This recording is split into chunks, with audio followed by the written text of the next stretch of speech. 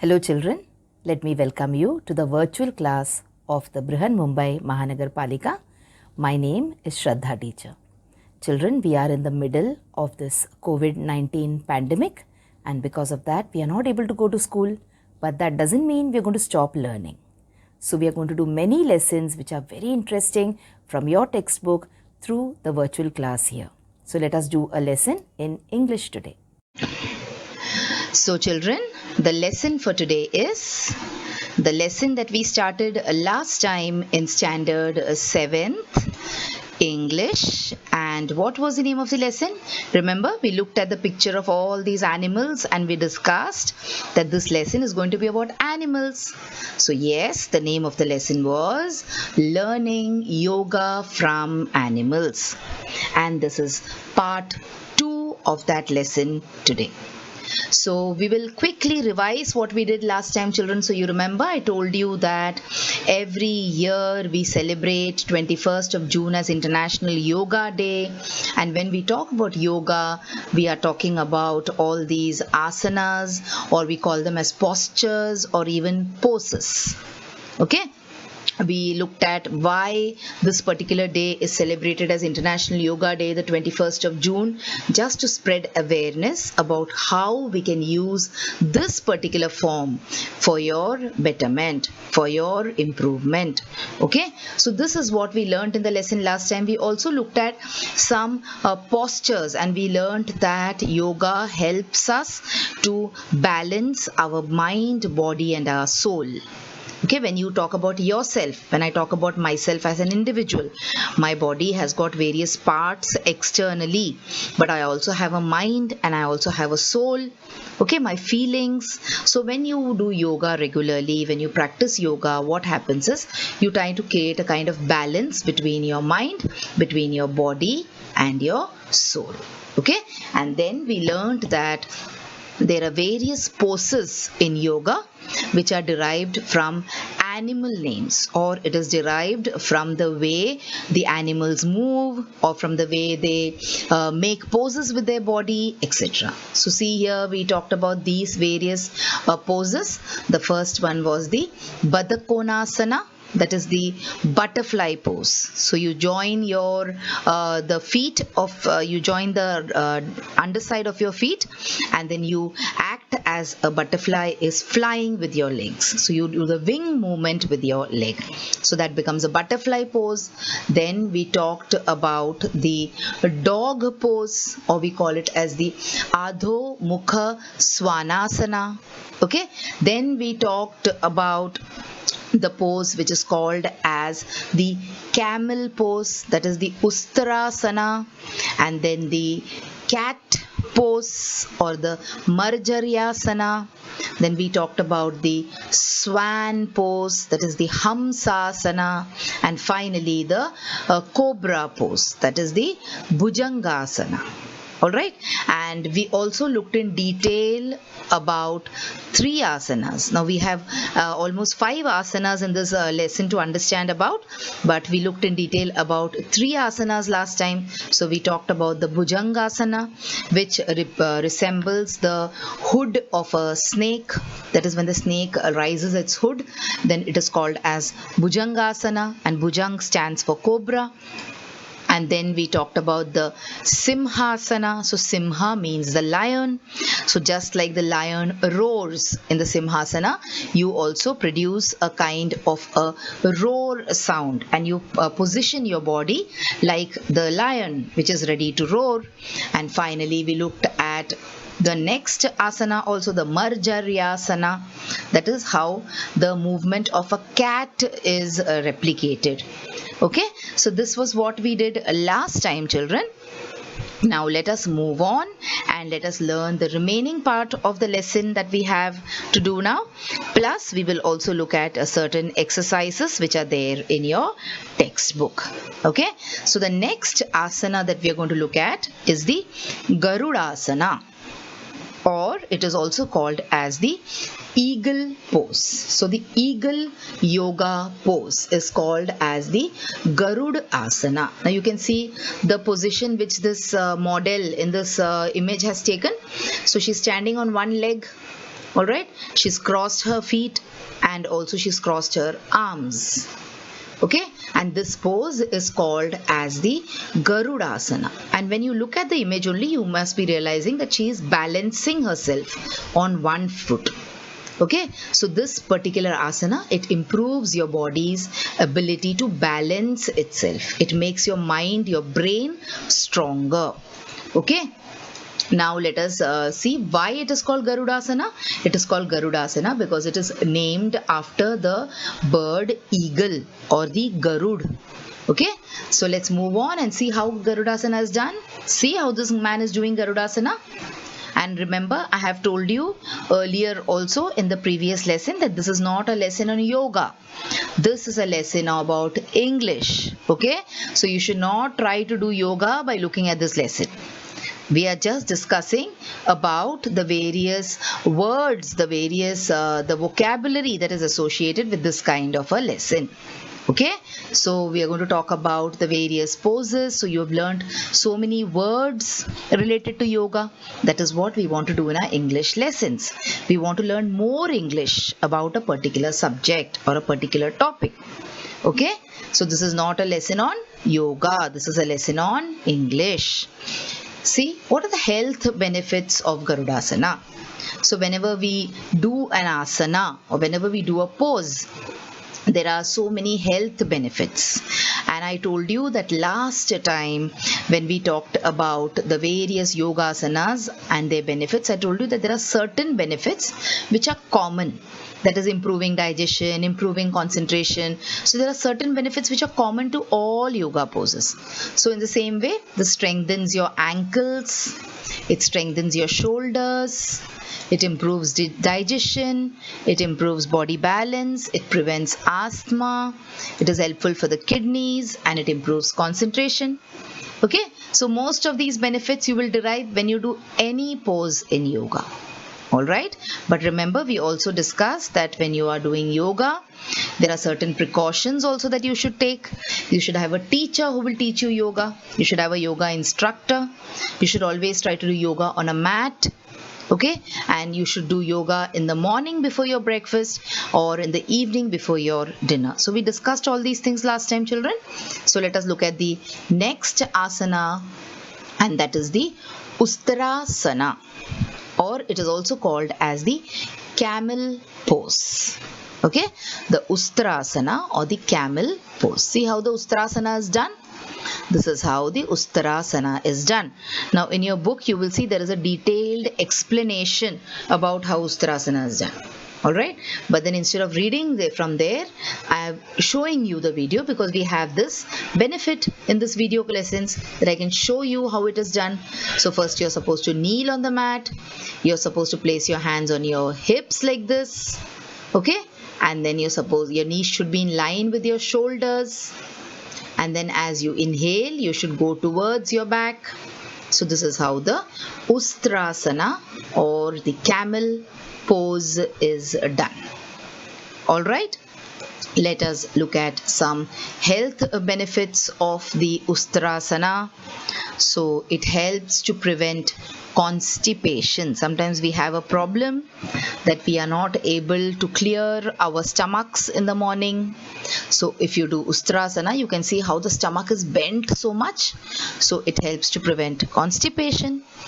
It improves cardiovascular system, that is, it improves the health of your heart and the health of your veins and the health of your arteries. Okay, it helps to stimulate the endocrine system. Endocrine system means the various glands in your body, thyroid and all the other glands which are there in your body. It helps to stimulate them. It improves the body posture, that is the position in which you sit or the position in which you walk. So it improves the posture of your body. It increases the focus. Okay, it helps you to concentrate on things. It increases your focus. Most important, it helps you to strengthen the spine. Okay, your spine becomes strong, your backbone, and the spine inside your backbone, it becomes strong. It also strengthens your shoulders and arms. Okay, because you can see how much you have to bend backwards in order to touch your feet. And also it helps to reduce the stress in your life. If you're having some kind of tension, right now also we have so many tensions, isn't it? We are worried about when our school will reopen. We are so much missing our school. We want to go to school, we want to spend time with our friends, we want to play on the playground, we want to ask our teacher so many things. Okay, but we are not able to do that now. So that is a stress that we have. So if you do Ustrasana, all this kind of stress in your life will be relieved. Okay, so these are the health benefits of Ustrasana. So these were about the various asanas that is there in this lesson for us. So we did 5 asanas in detail, children. We looked at what is the Bhujangasana, or it is also called as the Cobra pose. Okay, then we talked about the Simhasana or the lion pose, and then we talked about the Marjaryasana or the cat pose. Finally, we talked about Garudasana today, that is the eagle pose, and Ustarasana or the camel pose today. So these were the various poses of yoga that we saw, and we also saw various words related to these yoga poses. Okay, so now we will move on and we will try and do some exercises which are part of your lesson. So let us talk about the first exercise in your English workshop part. Complete the following diagrams. So you have 3 diagrams here which you're supposed to complete.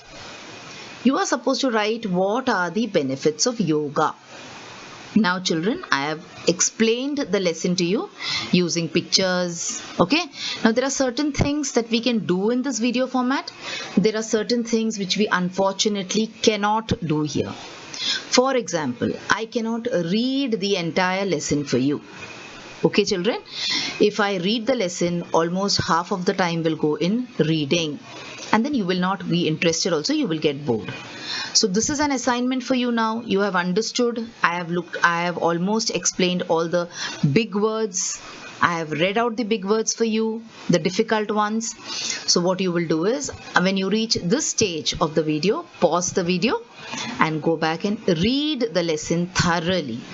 Okay, so you will open your English textbook and you will come to page number 37. And you will read this lesson number 2.5, that is learn yoga from animals, thoroughly once, and then you will come and try to answer these particular questions. Now the answers also, I will give you just one sample answer. The remaining answers you're supposed to search out for yourself. So it is not going to be like the ordinary class situation where after the entire lesson I give you homework. Here, as we go along the video, I will keep on giving you small assignments. Okay, so now I give you time to read the lesson. So pause this video, read the lesson, and then come back and join me to find out the answers. So complete the following diagrams. What are the benefits of yoga? The first benefit, let me share it with you. The others, I expect you to search in the textbook and write the answers. The first benefit of yoga, from what I understood after reading the lesson, is it improves concentration and focus. Okay, so concentrating on something, when sometimes you try to read something, sometimes you try to solve a question in mathematics and you feel that your mind is not able to focus on that sum. You're thinking about something else. You're not able to concentrate. So if you do yoga regularly, you will be able to concentrate on things and also focus on things. All right. So the remaining 3 is your assignment for today. Next, what are the precautions in yoga practice? So I think when I was telling you a little bit about the asanas in today's lesson also, I told you about the precautions which you are supposed to take when you are practicing yoga. So we discussed that if you are a beginner, that is if you just started practicing yoga, what should you do? You should always go to a yoga teacher or a yoga instructor. You should not try to do yoga on your own. That is why I keep repeating that this video is not a video about doing yoga. Okay? So you should always try to go to a yoga teacher, because there the teacher will teach you how you're supposed to breathe in, how you're supposed to breathe out, when you're supposed to breathe in, when you're supposed to breathe out, etc. So this cannot happen without a teacher, isn't it? So what 2 other precautions are you supposed to take? One I gave you. The remaining 2 you will try and figure it out yourself. Alright, let's come to part C of this exercise. What is yoga? So what is yoga? So it is a culture of physical dash and spiritual discipline. So yoga is a culture of physical discipline, spiritual discipline. There is something else missing here. Find out, read from the textbook and find out the answer. Composite practice involving what? And it is an integrated system of what? All these answers are waiting in the textbook. You have to just read and you have to note it down here. Alright children, so this is the first part of your exercises. Now, in every lesson, we have certain exercises based on vocabulary and certain exercises based on grammar, which is part of the language study. Okay, so that will be done later. Before that, there are some more small exercises here. Let us look at them. So this is the first one. List the names of body parts used in the passage. So this lesson is about physical exercise. Okay, yoga is a kind of physical and mental exercise, we know. So they have asked you to list the names of the body parts used in the passage.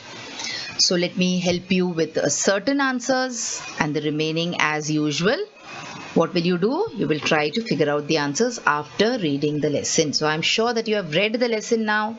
So you will be able to come up with answers quickly. So the first body part which I feel is the spine. So can you see? You can see the backbone. We call it as the vertebral column. And there is a spine, there is a thin hair-like structure running inside this vertebral column. Okay, so where did you see this particular body part mentioned? You saw it when we talked about the Bhujangasana. Alright, so we saw that when we do the Bhujangasana, your spine becomes strong. The Bhujangasana strengthens your back and your spine. So here you can see both the parts of your body. You can see the back as well as you can see the spinal column or the vertebral column. Okay, let us look at the next body part. They have talked about the shoulder. Alright, chest and shoulder. This is also part of Bhujangasana. So whenever you do your Bhujangasana, it benefits the chest and the shoulders, it is mentioned, isn't it? Let us look at the next body part. So what are these? These are the palms of your hand. So this is also mentioned. Like how are you supposed to do the asana? You're supposed to place your palms on the side, just below your shoulders. So these are the names of some body parts used in this particular passage. What you will do is, you will list out at least 10 or more body parts. So all these body parts which you can see here now, I have picked up from just one asana. That is the Bhujangasana that we talked about. So you have a lot of scope now. There is a Simhasana to look at, and there is the Marjaryasana to look at, there is the Garudasana to look at. Okay, and then find out the names of more body parts like this. Okay, let us now move on to the next question that we have for today. And what is that? They have asked us to list the adverbs or the adverbial phrases which are used in the lesson. Here also I will give you a few examples and then you are supposed to search.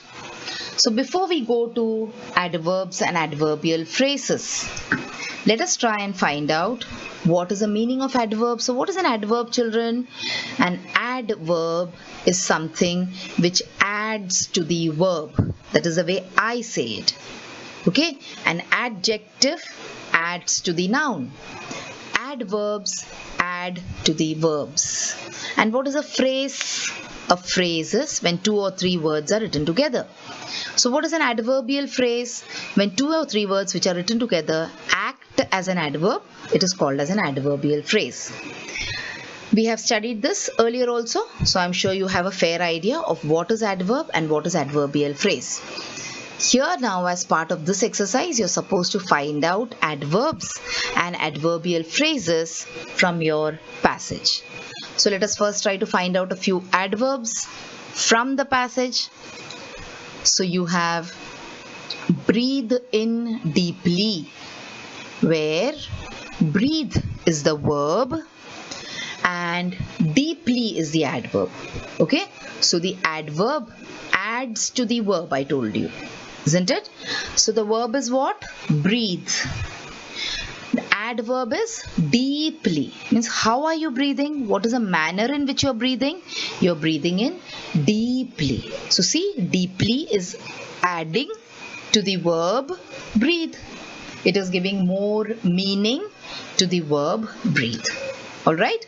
Next example, slowly raise your hand. So raising your hand is the verb. Raising means you're lifting up your hand. How are you doing it? Are you doing it quickly? Are you doing it in a relaxed manner? Here you're doing it slowly. So this is the adverb. Alright. And now let us look at some adverbial phrases. Now these are not adverbial phrases from the lesson. Okay, you have to search for adverbial phrases from the lesson. This I am giving you some general examples. I went into town to visit my friend. Okay, so why did you go into town? To visit your friend. So this visit my friend is the adverbial phrase. One more example. In total silence. How?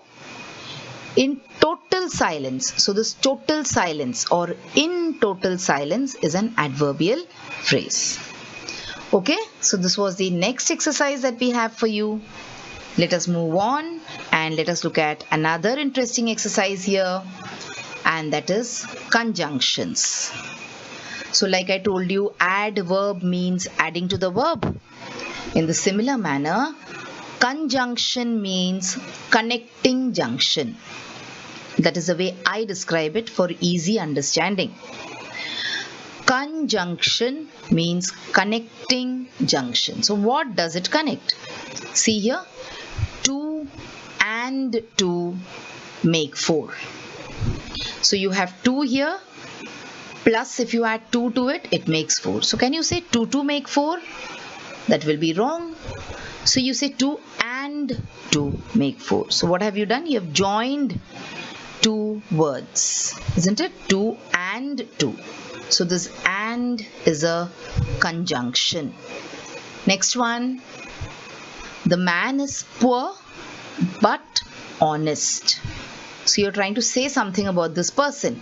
You're saying the man is poor but he is honest. So here but is the conjunction which is joining honest with the phrase the man is poor. Alright. Next, a conjunction is a word which joins together sentences or sometimes words. So this is the meaning of a conjunction. A conjunction is a word. So here which are the 2 conjunctions that you can see? You can see and you can see but. Alright, there are many other conjunctions also. We will look at them in detail when we come to that point of the lesson. So for now, it is important for you to understand that a conjunction is a word which joins together sentences and sometimes words. Now see, here also there is a conjunction and. Okay. See, one more meaning you can say conjunction is a word that joins words or word groups together. And I told you we will look at the meaning, different examples of conjunctions. So and is a conjunction, but is a conjunction, or, nor, although, yet, so, either, also. All these are various examples of conjunctions. Look at the examples here now. Sentences. We ate pizza and drank pop for dinner. So we ate pizza and then we drank pop, means something like Pepsi, for dinner. Okay, so I hope the idea of conjunction is clear to you. Let us look at some examples now. So it is a word. Remember, what is conjunction? It is a word that joins either words or it joins groups of words together. Okay, so hope you have understood this. Let's move on and let us look at the example or exercise for conjunction from our textbook. So look at the sentence. Sahil and Rohan go to school together. So Sahil is one word, Rohan is one word. They are joined together using the conjunction and. So here and is joining the two words Sahil and Rohan. Remember, conjunctions can join two words, it can join two phrases, it can also join two sentences. In this case, it is joining Sahil with Rohan. That is, it is joining two words. Okay, and our conjunction is and. Next example. Sahil is drawing a picture and Rohan is playing football. See, in this case, and is not joining just two words, but it is joining two phrases. What are the two phrases? Sahil is drawing a picture, Rahul is playing football. These two phrases have been joined together using the conjunction and. Okay, move on. Let us look at some more examples of conjunctions here from your textbook. Do you like cricket or football? So the conjunction is given to you in a different color. Alright, then you have your parents will be happy if you study well. So in the first case, we are joining a phrase to a word. In the second case, we are joining two phrases. Your parents will be happy is one phrase. You study well is the second phrase. This example, she has not come to school because she is ill. Here again we are joining two phrases, or you can say you're joining one sentence with a phrase, or two sentences you're joining together.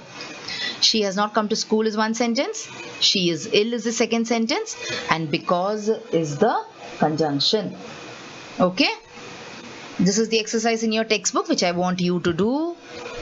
Looking at all that I have taught you now, I'm sure you will be able to do it very well. So you're supposed to find out which are the conjunctions here and underline them in your textbook.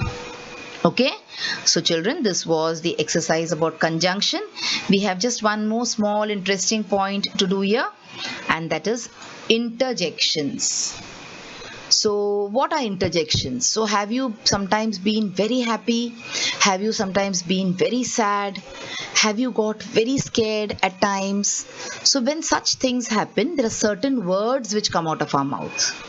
All these words are called interjections. Look here. Hurrah, I've passed the exam. So this boy is very happy because he has passed the exam. So suddenly he said, hurrah or hooray. So this is an example of an interjection. Okay, one more example. Wow, that's really great news. So what is the interjection here? Wow. What is it? Does wow have any meaning of its own? Nothing. It is just an expression which comes out of your mouth when you have a strong emotion. So what is the meaning of interjection? Interjections are words used to express some sudden feeling or emotion. Suddenly you get a news that you have passed in your exam and you're very happy. Someone gives you a good news and you say wow. Okay, so these are all examples of interjections. Let us look at some more examples and let's try to see when these words come out of your mouth. When will you say yikes? when you get scared of something, okay? When you see something, like for example, you're walking on the road and suddenly a snake comes in front of you. You're scared. So you say this, yikes. All right? Or you feel dirty about something. You can use this particular interjection. Oh, when do you say oh? When someone gives you a bad news which you didn't want to hear. So you say, oh, is that so? Remember, interjections are not planned, okay? It is something which comes out of your mouth. So you do not plan and you say, okay, when someone gives me a bad news, I will say, oh. When I see something scary, I will say, yikes. It doesn't happen like that. It is something which happens spontaneously. Look at this. Aha. When do you say aha? When you're happy, or when you want the remote from your brother and your brother is not giving you the remote and suddenly the electricity goes off. You're happy that, okay, now you also don't watch TV and I also won't watch. So you say, aha, you're happy. Okay? Ouch. And then you're happy because the light has gone and then your brother gives you a punch in your eye. And you're hurt and you say, ouch. Okay? See this? Hey means when you're surprised. Then you have, oh no, when you're very disappointed. Very disappointed about something. You were expecting to go to school in the month of November, but suddenly the government tells you, okay, no, you can't. So you're very disappointed. Oh no. Okay? Then you have yup, means when you're agreeing to do something with someone. Your friend says, as soon as school reopens, we will go and eat vada pav. And you say, yup. Alright? Then you have oh, when you're again sad. And finally, you have shh, when you want someone to keep quiet. You say shh. Alright? So these are the various interjections. Quickly, let's look at the exercise from your textbook. And then we will wind up this lesson for now. So, hurrah, we have won the game. So when do you say hurrah? When do you say hooray? When you are very happy. See, this boy is so happy. He's dancing and he's saying hooray. So when will you say hooray? When will you say hurrah? When you're very, very happy. Enjoy. Okay? Ouch, that hurt. When will you say ouch, that hurt? When you are in pain. See? This cat is in a lot of pain and he's saying ouch, ouch, ouch, ouch, ouch, ouch. Alright? Because it is paining. Next, and the last example that we have now. Wow, that's a nice picture. When do you say wow? When you approve of something. See this teddy bear saying wow. Alright children? So this was part 2 of the lesson that we did. Learn yoga from animals. We talked about the importance of yoga in our life, the precautions that we should do, we should take when we practice yoga, and we also talked about the benefits of yoga.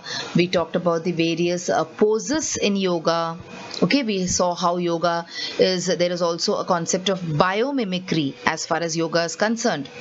All right, and then we talked about the various exercises. We did some interesting, you can say, exercises on conjunctions and on interjections. So children, now you have watched the video. So after you watch the video now, you will have to complete a few simple tasks. Now you might have watched the video on your computers or your laptops or your mobile phones. Now after you watch the video, what will you do? You will please go to the description box which is given below the video. So what is the description box? See, the description box looks like this. Alright, and after you go to the description box, you will see that there are a few questions there. Now what are these questions about? These questions are about the lesson that we just learned or the video that you just watched. So what will you do? You will think back properly about the lesson and you will try and answer these questions and note down the answers in your notebook if you want. Okay? After that, we have another task waiting. You will also click on the link which you will find in the description box to fill up the Google form. So now what is the Google form, children? It is nothing but a simple form There are a few simple questions there about the video which you just saw and also about yourself. So, these are the tasks now that you will have to complete after you watch each video.